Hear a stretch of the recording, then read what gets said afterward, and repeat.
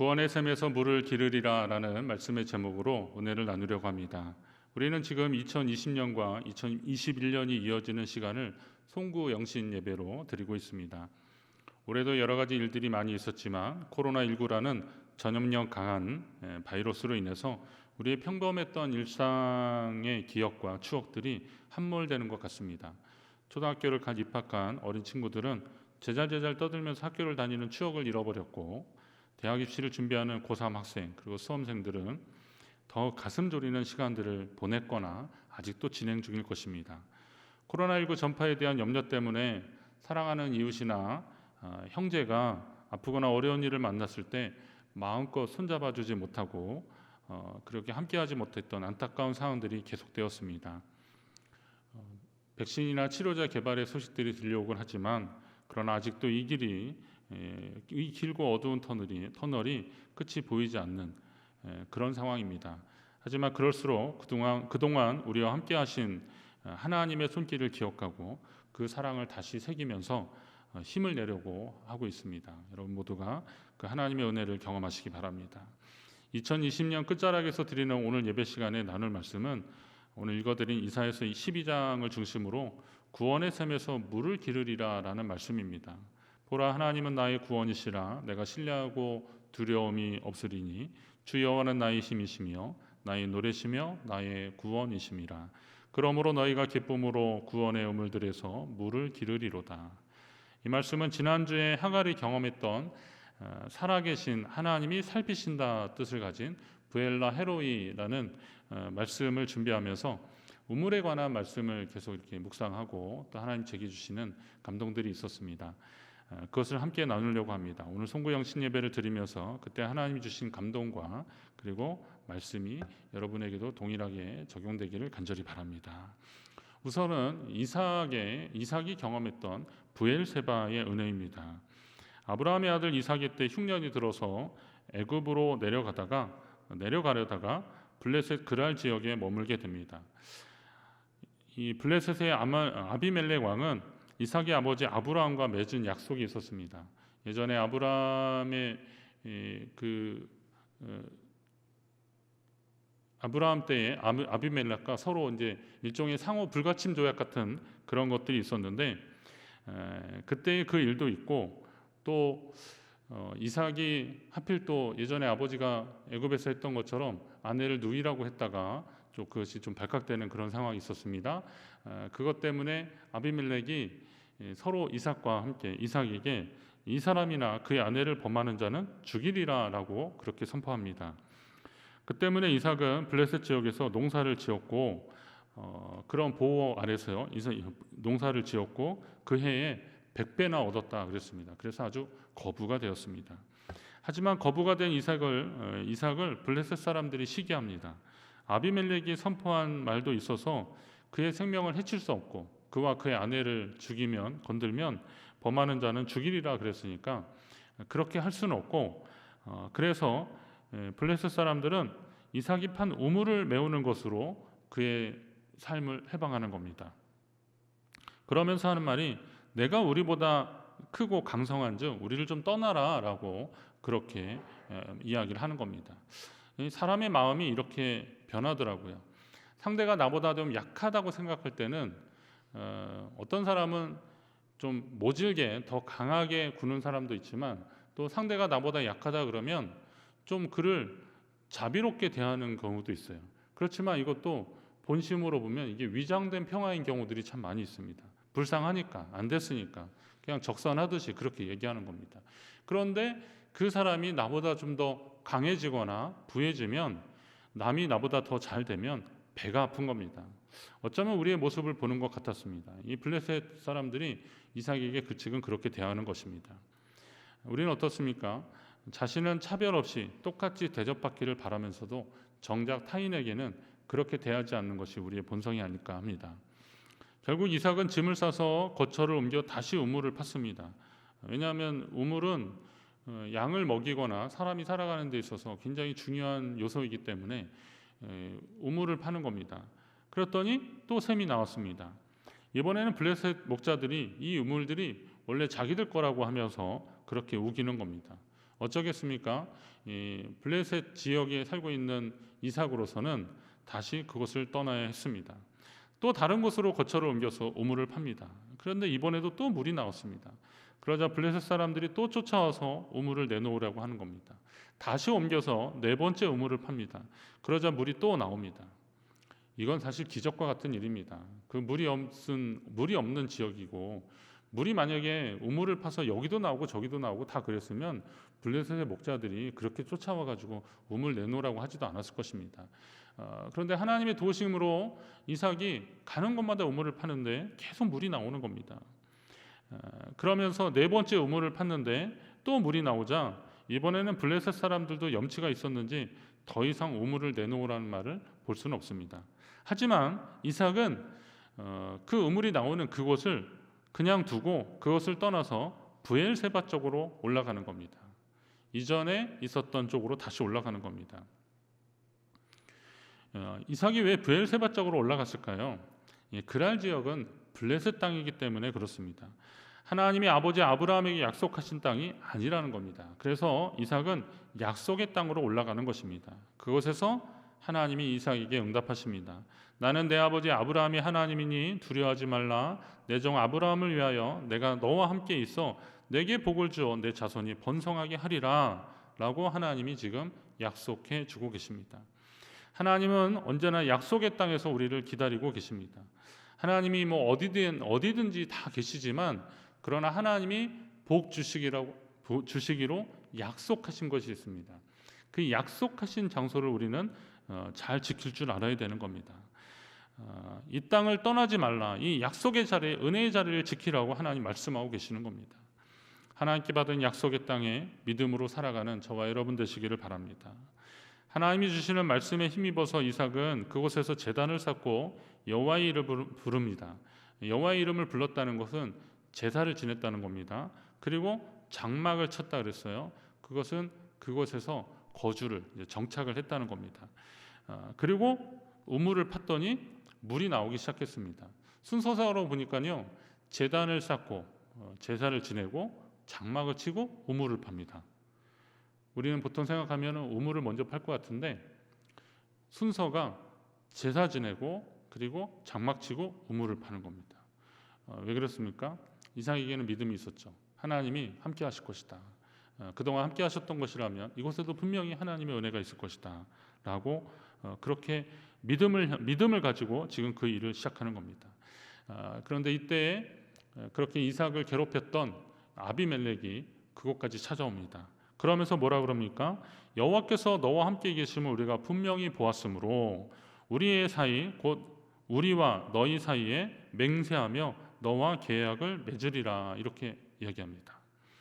하나님 모르는 아비멜렉도 이삭이 그렇게 계속 형통하는 것을 보니까 하나님이 분명히 계시는 거구나. 하나님 복 주시는구나. 예전에 이건 이제 나중 일이겠죠. 애굽의 바로 왕이 요셉을 보면서 저 하나님의 사람이구나. 하나님이 하시는구나. 그렇게 고백했던 것처럼 이 아비멜렉도 그런 고백을 하는 겁니다. 오늘 우리가 하나님을 믿지 않는 사람들로부터 듣고 싶은 소리 아닙니까? 하나님이 그와 함께 하는구나. 그는 하나님이 함께 하시는 사람이구나. 여러분도 그런 소리가 여러분 주변에서 계속 일어나기를 주의 이름으로 축원합니다. 그리고 우리가 만나는 문제는 하나님과의 관계가 회복되면 나머지도 해결되는 겁니다. 아비멜렉이 갑자기 그것까지 찾아온 이유는 뭘까요? 저도 말씀을 계속 묵상했는데 찾아올 이유가 없었습니다.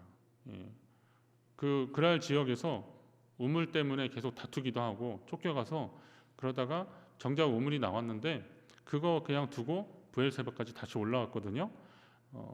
뭐 이삭이 뭐 아비멜렉한테 화친을 요구하거나 그런 적도 없습니다. 그런데 그가 와서 당신은 하나님이 함께하는 사람입니다. 우리 서로 맹세하자라고 하는 겁니다. 아마 그의 마음이 움직였을 겁니다. 그런데 여기에서 우리가 놓친 부분이 있습니다. 이삭이 하나님께 제단을 쌓았다 그랬습니다. 그곳에서 하나님을 예배하고 하나님과의 관계가 회복되니까 나머지 관계도 해결되는 것을 보게 됩니다. 우리의 문제의 해결이 어디 있습니까? 하나님과의 관계가 회복되면 나머지도 해결될 줄로 믿습니다. 여러분의 약속의 우물 브엘세바는 어디입니까? 브엘이라는 말이 이제 우물이라는 말인데요.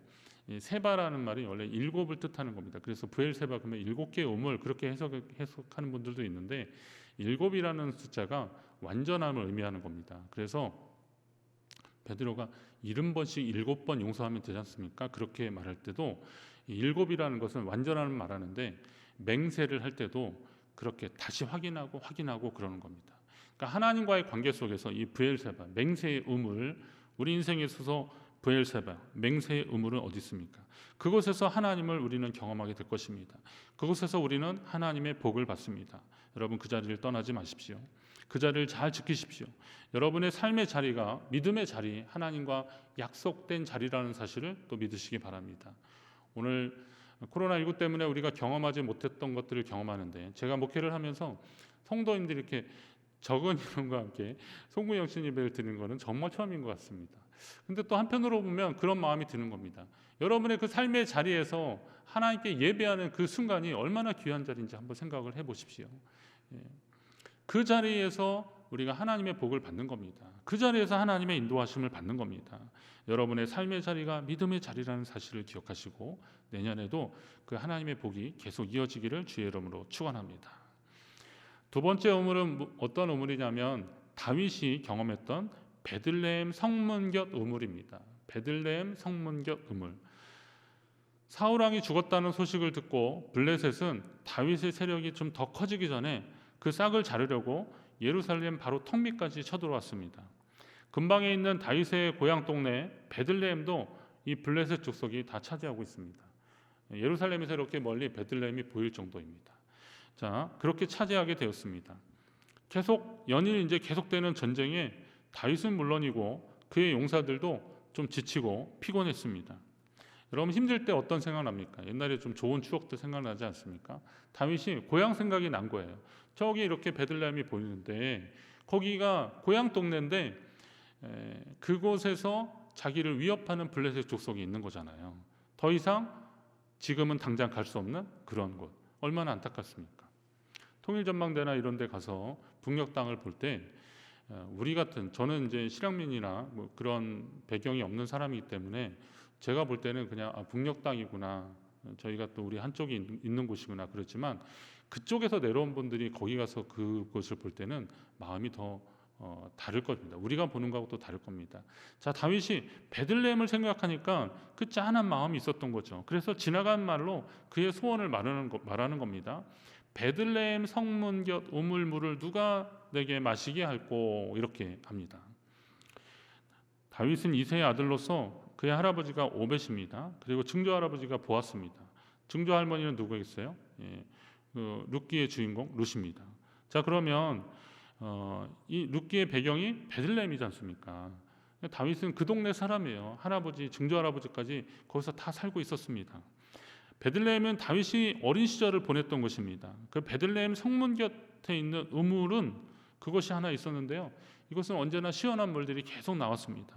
목동이었던 다윗이 들녘에 양을 치러 나가다가 그리고 또 들어올 때 어김없이 물 한 바가지 목을 축이고 그리고 양들에게도 먹였던 그런 물이 콸콸 나오는 그런 좋은 우물이 그곳에 있었습니다. 그러니 지금처럼 여러 날 전쟁으로 고단하고 피곤할 때 그때의 생각이 좀 간절했던 것입니다. 더구나 지금 다윗은 요단 서편에 아둘람 굴 쪽으로 이제 피해 있는 상황인데요. 여긴 뭐 석회 동굴이 우리가 물이 잘 나오지 않는 지역이잖아요. 그러니까 더 그쪽의 그 사정이 더 간절했던 것입니다. 그래서 그 물을 누가 내게 마시게 할꼬 그냥 이렇게 넋두리처럼 얘기했는데 그때 다윗의 신복들, 이 용맹스러운 부하들이 거기서 이제 새 용사라고 하는 표현이 나오는데요. 이 사람들이 목숨 걸고 블레셋 군단을 돌파해서 베들레헴 성문곁 우물에 가서 진짜로 물을 길어온 겁니다. 다윗은 생각도 못했을 거 아닙니까? 그 물을 보자마자 다윗은 차마 그 물을 마실 수 없었던 거죠. 그 물을 하나님께 부어드리면서 뭐라 그래요? 내 하나님이여, 내가 결탄코 이런 일을 하지 아니하리이다. 생명을 돌아보지 아니하고 갔던 이 사람들의 피를 어찌 마시리이까? 이건 물이 아니라 그들의 피입니다 라고 하면서 도저히 그 물을 마시지 못하고 오히려 그것을 하나님께 부어드리는 겁니다. 자기 생명을 아끼지 않고 다윗 왕을 위해 적진을 뚫고 다녀온 용사들에 대한 고마움 때문에 다윗의 목이 메이고 그리고 말을 잇지 못하는 겁니다. 차마 그 물을 마실 수 없었습니다. 베들레헴 성문 곁 우물물들을 생각하면 그처럼 용맹스러운 신하를 둔 다윗 왕은 얼마나 행복했을까 하는 마음도 들었지만, 또 우리는 과연 만왕의 왕이신 우리 하나님의 마음을 얼마나 시원케 해드리고 있는가 하는 그런 마음이 들었습니다. 실제로 잠언 25장 13절에 그와 관련된 아주 연관된 말씀이 있죠. 충성된 사자는 그를 보낸 이에게 마치 추수하는 날의 얼음 냉수 같아서 능히 그 주인의 마음을 시원하게 하느니라, 이런 말이 있습니다. 하나님께 충성된 사람은요, 그 주인의 마음을 그렇게 시원케 해드린다는 겁니다. 베들레헴 성문 곁 우물을 생각할 때마다 우리는 또 다짐해야 됩니다. 여러분이 주님의 마음을 시원케 해드리는 그런 삶을 다시 한번 다짐하시기를 주의 이름으로 부탁드립니다. 마지막으로 사마리아 여인의 수가성 우물입니다. 우리가 잘 아는 사마리아 여인과의 그 우물에서 예수님과의 대화 잘 아실 것입니다. 요한복음 4장에 나오는데요. 북왕국 이스라엘의 수도였던 사마리아는 아수르에게 주전 722년에 멸망당합니다. 꽤 오래전에 그렇게 됐죠. 그러면서 이 혈통과 신앙의 순수성을 상실하고 말았습니다. 이 일로 인하여서 이방인에 대해서는 배타적인 유대인들과 갈등이 좀 계속되었던 겁니다. 지역적으로 보면 유대는 남부고 그리고 사마리아 지역은 약간 북쪽으로 올라가면서 있는 곳입니다. 근데 이곳이 북왕국 이스라엘의 수도였었는데 아수르가 이곳을 멸망하면서 이곳에 다른 사람들을 와서 거주하게 하면서 이곳에는 이제 순혈 이런 것들이 다 사라지고 말았던 거죠. 그러다 보니까 이방인에 대해서 굉장히 배타적인 의식을 가졌던 유대인들은 이 사마리아 사람들을 동족이라고 생각하지 않았습니다. 오히려 이 갈릴리 이쪽도 스불론 납달리 지역에 있는 지파들이 있었던 그쪽 지역도 이 사마리아하고 크게 다를 건 없었는데, 그래도 사마리아 지역이 워낙 그런 곳이기 때문에 갈릴리하고는 차라리 갈릴리 지역하고는 그래도 왕래가 있었는데 사마리아 지역과는 완전히 관계가 끊어진 그런 곳이었습니다. 자, 그래서 이 유대인들은 유대 땅에서 갈릴리로 올라갈 때 사마리아 지역을 피해서 거의 한 2배나 걸리는 요단 동편을 통해서 이렇게 돌아가고 그랬던 겁니다. 하지만 오늘 예수님은 사마리아를 피하지 않으셨습니다. 요한이 기록으로 하면 그것을 통과해야겠는지라 이럴 정도로, 그러니까 반드시 그곳으로 가야 한다라는 그런 의지를 가지고 예수님이 지금 그곳으로 가시는 겁니다. 이 해당 본문을 사마리아 여인의 입장에서 예수님과의 만남을 좀 재구성해 봤는데요. 사마리아에서, 그것도 여인으로 사는 것은 각종 차별과 편견이 대상이 되는 것을 의미합니다. 여인에게 남편이 여럿이라는 사실은 그 여인의 기구한 인생을 간접적으로 설명하는 표현입니다. 세상 사람들은 참 야속합니다. 누군가를 가운데 놓고 자기들 마음대로 상상하면서 부정적이고 확인되지 않은 이야기들을 자꾸 만들어냅니다. 그리고는 아니 땐 굴뚝에 연기가 나겠느냐고 몰아붙입니다. 참 야속한 사람들입니다. 여인에게 남편이 다섯이나 있다는 것만으로 그 말 못한 속사정을 알지도 못하면서 수군거리는 겁니다. 여인은 그런 편견의 굴레를 씌우고 수군거리는 사람들에 대해서 말도 못하고 자신의 재련이 하면서 묵묵히 하루하루를 지금 살아가고 있습니다. 그녀의 어깨는 무언가 짓누르는 것 같았고 가슴은 항상 뭐에 얹힌 것 같은 그런 답답함이 계속 있었습니다. 그래서 여인에게는 한낮의 더위 때문에 아무도 바깥 출입을 하지 않는 시간에 물동이를 들고 그 우물을 찾아가는 그 시간이 세상을 향해서 나아갈 수 있는 안식과도 같은 그런 시간이었습니다. 그날도 여인은 한낮에 우물가를 찾았습니다. 그곳에서 자기에게 물을 달라는 어떤 유대 남자를 만나는 겁니다. 자기에게 물을 달라는, 그것도 유대 남자가 그렇게 하니까 당황했습니다. 사람을 만난 것도 당황스러운데 그 사람이 유대인 남자라는 거죠. 이게 사마리아 사람들은 실제로 이제 혼혈이 됐기 때문에 유대인 남자 그러면 탁 티가 나는 겁니다. 근데 예수님이 지금 유대인 남자로 여인에게는 보인 거죠. 그리고 물을 달라고 또 자기에게 요청을 하니까 당황했습니다. 그러면서 그래서 여인이 하는 말이, 당신은 유대인으로서 어찌하여 사마리아 여자인 나에게 물을 달라니까, 그렇게 물어봅니다. 유대인들은 인정하지 않으려고 하겠지만 사마리아 사람들은 자신들의 지역이, 이 사마리아 지역이 에브라임과 므낫세 지파 사람들의 지역이었기 때문에 출애굽한 이스라엘 백성들이 요셉의 유고를 가져다가 이곳에서 장사를 지냈을 것이다, 이렇게 믿었습니다. 사실 또 그 우물은 야곱의 우물이라고 알려진 곳입니다. 사마리아 사람들은 유대인들의 편견 때문에 예루살렘에 올라가서 성전에 가서 제사를 지낼 수는 없었지만 그래도 야곱이 이스라엘 아닙니까? 그러니까 이 야곱이 자신들의 조상이라는 사실만큼은 잊지 않으려고 했고, 수가성의 이 우물도 야곱의 우물이라고 그렇게 한 겁니다. 이게 왜 야곱의 우물이라고 하는지는 정확히 알 수는 없습니다. 그런데 그 사람들은 그렇게 믿으면서 그렇게 주장했던 것은, 그건 뭐냐면 사마리아 사람들도 자신들도 유대인이다라는 것을 인정받고 싶었던 것입니다. 자, 그러면 그 사마리아인들이 유대인들로부터 받는 차별만큼이나 여인도 같은 사마리아 사람들에게 차별을 받았어요. 사마리아 사람들이 그랬으면 자기들은 좀 그러지 말아야 되는데 그들은 또 더 약한 사람들에게 또 차별하고 그랬던 겁니다. 여인도 그 차별을 받았지만 이 우물을 찾아올 때마다 자신도 이스라엘의 자손이다, 자신도 이스라엘의 후예임을 인정받고 싶은 마음이 간절했던 겁니다. 인정받고 싶은 마음. 그런데 예수님 말씀하십니다. 이 물을 마시는 자마다 다시 목마르느니와 내가 주는 물을 마시는 자는 영원히 목마르지 아니하리니 내가 주는 물은 그 속에서 영생하도록 솟아나는 샘물이 되리라. 저는 이 말씀의 배열로 봤을 때요, 여인이 그리고 사마리아 사람들이 느꼈던 그 인정받고 싶은 욕구는 단순한 인정의 욕구가 아니라 인생에 있어서의 영적인 갈증이었던 겁니다. 오늘 우리 인생에 있어서 여러 가지 문제가 일어나는데요, 그 문제는 결국은 영적인 갈증입니다.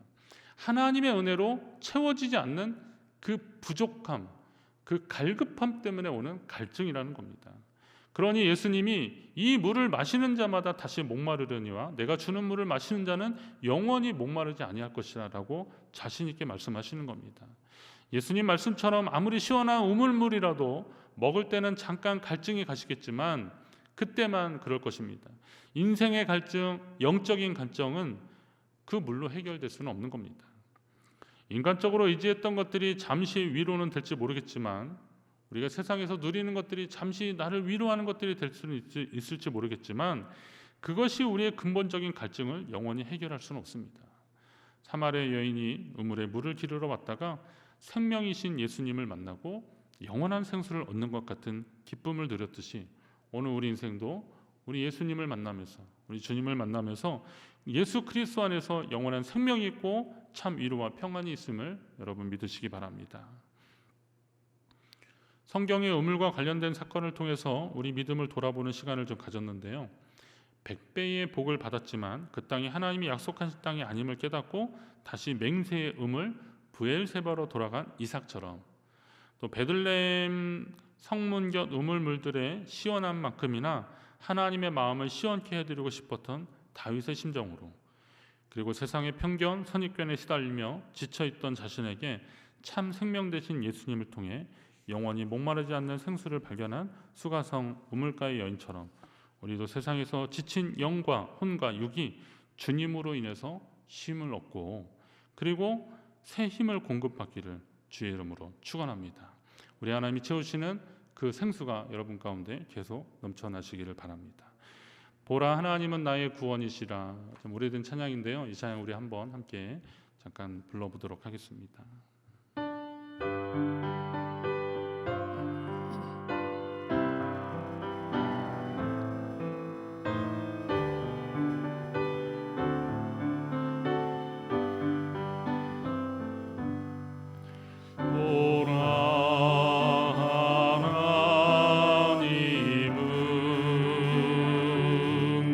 나의 구원이시라.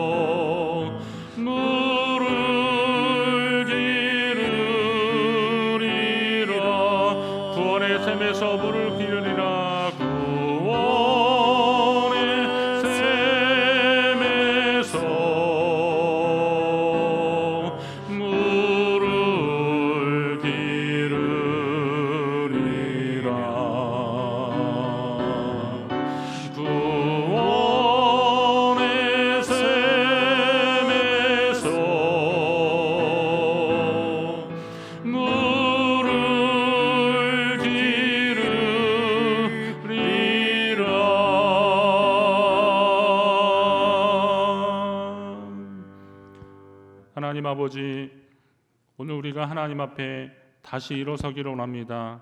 세상에서 겪었던 여러 가지 어려움들 속에서 회방하고 그리고 외롭게 만들고 그리고 갈증을 느꼈던 그런 삶에서 편견이나 선입견 때문에 힘들어했던 우리의 삶에 있어서 우리가 당한 것들은 불공평하고 불평등한 것이 아니라 결국은 하나님이 나와 함께 하신다는 사실을 잊어버린 것들이었고, 그 믿음을 회복할 때 하나님이 채워주시는 그 은혜의 구원의 은혜를 경험할 때 우리가 이 모든 것들에서 회복될 줄로 믿습니다. 오늘 이사야서의 표현한 대로 그 구원의 능력을 우리가 경험하게 하여 주옵소서. 하나님이 나의 구원이시다, 내가 의뢰하고 두려움이 없으리니 주 여호와는 나의 힘이시며 나의 노래시며 나의 구원이시라고, 우리가 기쁨으로 구원의 섬에서 물을 깃고 구원의 섬에서 다시 회복되는 그 역사를 경험하게 하여 주시옵소서. 올 한해 유독 많이 힘들었지만 그러나 여전히 우리를 붙드시고 인도하시는 하나님을 경험했습니다. 이제 2021년도 새해에도 하나님의 능력 가운데 하나님의 붙드심과 인도하심, 그리고 하나님이 이끌어 가실 때 믿음으로 순종하는 우리의 삶이 되게 하여 주시옵소서. 함께 하실 줄로 믿습니다. 감사드리며 우리 주 예수 그리스도의 이름으로 축복하며 기도드립니다. 아멘.